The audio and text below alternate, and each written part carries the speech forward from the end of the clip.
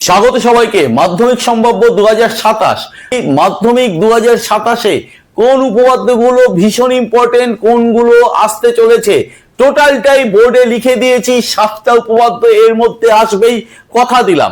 শুধু আসলে হবে না, পরীক্ষায় তো আমাকে নামিয়ে আসতে হবে। পরীক্ষায় নামাতে গেলে যেভাবে উপপাদ্য শেখা উচিত আজকে সেইটা আলোচনা করা হবে। একটা একটা করে আলোচনা করব। যদি এখনো এই চ্যানেলটিকে কেউ যদি সাবস্ক্রাইব করে না থাকো অবশ্যই সাবস্ক্রাইব করে রাখো। বেসিক জায়গা থেকে কিভাবে উপপাদ্য নামিয়ে এসে পুরো 5 নম্বর তুলে আনা যায় তার ব্যবস্থা আজকে ভিডিওর মাধ্যমে কিন্তু হতে চলেছে। সঙ্গে থাকো, দেখতে থাকো। তোমাদের যেটা করতে হবে এইটার একটা স্ক্রিনশট তুলে রাখো। স্ক্রিনশটে 27-এর মাধ্যমিকের প্রত্যেকটা উপপাদ্য তোমরা জেনে যাবে। আমরা একটা একটা করে উপপাদ্য আলোচনা করব। আজকে যে উপপাদ্যটা আলোচনা করব 2 নম্বরের উপপাদ্যটা, প্রমাণ করো বৃত্তস্থ চতুর্ভুজের বিপরীত কোণগুলো পরস্পর সম্পূরক। উপপাদ্য 38 পৃষ্ঠা 164। প্রথমেই আমাদের বুঝে নিতে হবে বৃত্তস্থ চতুর্ভুজ আসলে কি। কিচ্ছু না, একটা চতুর্ভুজ ধরে এ বি সি ডি। যে কোনো চতুর্ভুজের 4টে কৌণিক বিন্দু আছে, এক্ষেত্রেও তাই আছে। এ একটা কৌণিক বিন্দু, বি কৌণিক বিন্দু, সি কৌণিক বিন্দু, ডি কৌণিক বিন্দু। করে দেখো প্রত্যেকটা কৌণিক বিন্দু এই পরিধির উপরে অবস্থিত।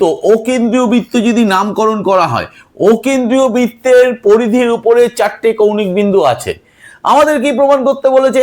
আমাদের প্রমাণ করতে বলেছে এদের বিপরীত কোণগুলো, অর্থাৎ এইটার সাথে এইটা অথবা এইটার সাথে এইটা, এরা পরস্পর সম্পূরক। এখানেও একটা ঝামেলা আছে। সম্পূরক মানে কি? সম্পূরক মানে হচ্ছে যদি সোজা করে বলো দুটো কোণের যোগফল 180 ডিগ্রি, এরকম যদি হয় তাহলে ওই কোণ দুটোকে একে অপরের সম্পূরক বলা হবে। তার মানে এই দুটো কোণ মিলে 180 ডিগ্রি হবে, অর্থাৎ যোগফল 180 ডিগ্রি। এই দুটো কোণ মিলে 180 ডিগ্রি, এটাও যোগফল 180 ডিগ্রি আমাদের দেখাতে হবে। সবই তো বুঝলাম, কিন্তু উপপাদ্য লেখার একটা কায়দা আছে, সেই কায়দাটা আমাকে জানতে হবে। চট করে সেটা একটু দেখে নাও। উপপাদ্য লিখতে গেলে আমাকে 4টে ধাপ মেনটেন করতে হয়। সাধারণ নির্বাচন, নির্বাচন নয় কিন্তু। 2 নম্বর হচ্ছে বিশেষ নির্বাচন, 3 নম্বর হচ্ছে অঙ্কন, 4 নম্বর হচ্ছে প্রমাণ। এই 4টে ধাপ আসলে কি? প্রথম ধাপটা হচ্ছে সাধারণ নির্বাচন। কি আসলে? যে কয়েকটা লাইনের মাধ্যমে কোথায় থাকে? বইয়ের উপরে থাকে, বোল্ড আকারে থাকে বা অন্য কালিতে লেখা থাকে, অনেকটা পেপারের হেডিং এর মতো। পেপারের হেডিং পড়লে যেমন আমরা খবর সম্বন্ধে মোটামুটি ভেতরে কি আছে আমরা আন্দাজ করতে পারি, তেমনি এই হেডিংগুলো পড়লে কোন বিষয়ের উপরে আমাদের উপপাদ্য প্রমাণ করতে হবে সেটা এই কটা লাইন বলে দেয়। কোথায় সেই লাইনটা? এই উপপাদ্যের ক্ষেত্রে বৃত্তস্থ চতুর্ভুজের বিপরীত কোণগুলো পরস্পর সম্পূরক। তার মানে এটাই সাধারণ নির্বাচন। আমাদের উত্তর লেখার ক্ষেত্রে পরীক্ষার হলে আমাদের এই সাধারণ নির্বাচন কাজে লাগে না, প্রশ্নের মধ্যে সাধারণ নির্বাচনটা চলে যায়। আমাদের কাজটা শুরু হয় বিশেষ নির্বাচন থেকে। বিশেষ নির্বাচনটা কি? বিশেষ নির্বাচন হচ্ছে এই সাধারণ নির্বাচনের বাংলা কথাগুলোকে জাস্ট জ্যামিতির ভাষায় ট্রান্সফার করা। কিরকম ব্যাপারটা? ধরো এই ক্ষেত্রে বৃত্তস্থ চতুর্ভুজের, তাহলে আমাকে একটা বৃত্তের মধ্যে আসতে হবে। তাহলে অকেন্দ্রীয় বৃত্তের কে বৃত্তস্থ চতুর্ভুজ? এ বি সি ডি বৃত্তস্থ চতুর্ভুজ। পরিষ্কার? এইবার আমাদের কি প্রমাণ করতে হবে? প্রমাণ করতে হবে যে, কি প্রমাণ করতে হবে? 1 নম্বর, প্রথমে এই দুটো কোণ সম্পূরক বলেছিলাম। কোণ দুটোর নাম দিয়ে দাও। অ্যাঙ্গেল বি এ ডি, তুমি ইচ্ছা করলে ডি এ বিও বলতে পারো। বি এ ডি যোগ অ্যাঙ্গেল বিসিডি ইকুয়াল 180 ডিগ্রি। 2 নম্বর হচ্ছে অ্যাঙ্গেল এ বি সি যোগ অ্যাঙ্গেল সিডিএ বা এডিসি, যা ইচ্ছে লিখতে পারো, এডিসি ইকুয়াল 180 ডিগ্রি। হয়ে গেল। তাহলে এত অবধি এই যে প্রমাণ করতে হবে, যে এই যে এত অবধি আমরা লিখলাম, এটাই হচ্ছে আমার বিশেষ নির্বাচন। তারপরের ধাপটা কি? অঙ্কন। যদি উপপাদ্য প্রমাণের ক্ষেত্রে যদি বাইরে থেকে আলাদা করে কিছু আঁকতে হয়, সেটাই অঙ্কনের মধ্যে আছে। এইটার ক্ষেত্রে অঙ্কন আছে। কি সেটা? কি করেছি? বি এর সাথে ও যুক্ত করেছি, তাহলে বি কমা ও, এবং আর কি করেছি? ডি কমা ও যুক্ত করলাম। হয়ে গেল অঙ্কন। এইবার একদম যেটা অত্যন্ত গুরুত্বপূর্ণ সেটা হচ্ছে প্রমাণ। এই প্রমাণে ঢোকার আগে আমাকে অন্য একটা জিনিস আমি একটু শিখে নিই। ধরে নাও এটা একটা বৃত্ত, তার কেন্দ্র হচ্ছে ও। আমি যে কোনো একটা চাপ নিয়ে নিলাম, এই যে চাপটা আমি যেভাবে পেনটা নিয়ে গেলাম, ধরো এ বি, চাপ লেখার জন্য সবসময় পি একটা অন্য আর একটা বিন্দুর অবস্থান কল্পনা করে নিতে হয়। এর উপরে একটা কোণ যদি আঁকি কেন্দ্র দিয়ে, মানে কেন্দ্রের সাথে দুটো বিন্দু প্রান্ত বিন্দু যুক্ত করে দিলাম, যে কোণটা হলো সেটা হচ্ছে কেন্দ্রস্থ কোণ। আবার পরিধির উপর যে কোনো একটা বিন্দু নাও, নিয়ে আবার সেই প্রান্ত বিন্দু দুটো যোগ করে দাও, তাহলে এই যে কোণটা হলো এটা বৃত্তস্থ কোণ বা পরিধিস্থ কোণ। এই যে কেন্দ্রস্থ কোণ, এই কেন্দ্রস্থ কোণ পরিধিস্থ কোণের দ্বিগুণ সবসময় প্রমাণ করা যায়। এটা আমরা এখানে কাজে লাগাবো। দেখো এই যে বিসিডি চাপের উপরে অ্যাঙ্গেল বিওডি কেন্দ্রস্থ কোণ এবং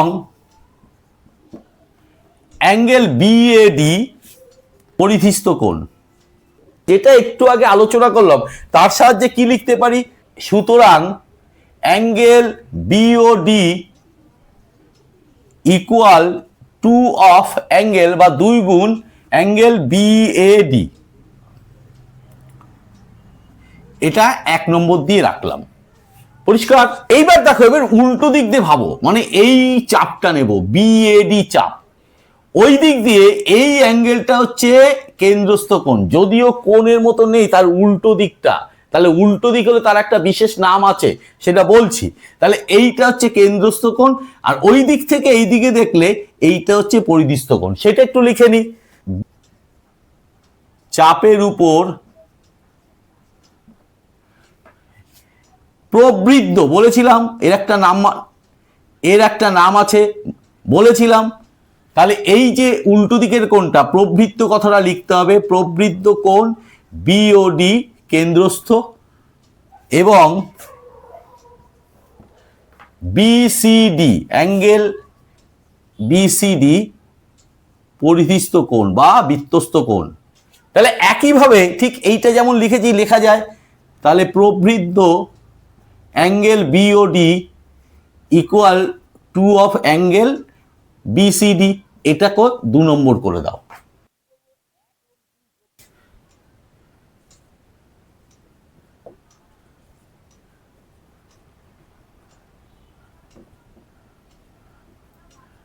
কিভাবে যোগ করব? বাদিক বাদিক যোগ, ডান দিক যোগ। বাদিকে কি আছে? একের অ্যাঙ্গেল বিওডি যোগ এটার বাদিকে কি আছে? প্রবৃদ্ধ অ্যাঙ্গেল বিওডি। একের ডান দিক কি আছে? 2 গুণ অ্যাঙ্গেল বিএডি যোগ 2 গুণ অ্যাঙ্গেল বিসিডি। পরিষ্কার হলো? এইবার ছবির দিকে তাকাই, এই যে সবুজ কালি দিয়ে এইটুকুনি বিওডি, প্রবৃদ্ধ বিওডি মানে কোনটুকুনি? এই যে উপর দিয়ে সবুজ কালি করছি এইটা, তার মানে একটা বিন্দুর চারপাশে আমি পুরো টোটালটা মাপটা পেয়ে গেলাম। সেই মাপটা যে কোনো বিন্দুর চারপাশে কত ডিগ্রি থাকে? 360 ডিগ্রি। তার মানে এই দুটোর বদলে আমি 360 ডিগ্রি বসিয়ে দিলাম, ইকুয়াল 2 কমন নিলাম অ্যাঙ্গেল বিএডি যোগ অ্যাঙ্গেল বিসিডি, হয়ে গেল। রেল লাইনে যদি এই 2টা 360-এর নিচে নামিয়ে দাও, কাটাকুটি করলে 180 ডিগ্রি, আর একটু ঘুরিয়ে লিখছি, ওপাশেরটা এপাশে লিখছি, অ্যাঙ্গেল বিএডি যোগ অ্যাঙ্গেল বিসিডি ইকুয়াল 180 ডিগ্রি। বেরিয়ে গেল। এই দেখো 1 নম্বরেরটা বেরিয়ে গেল।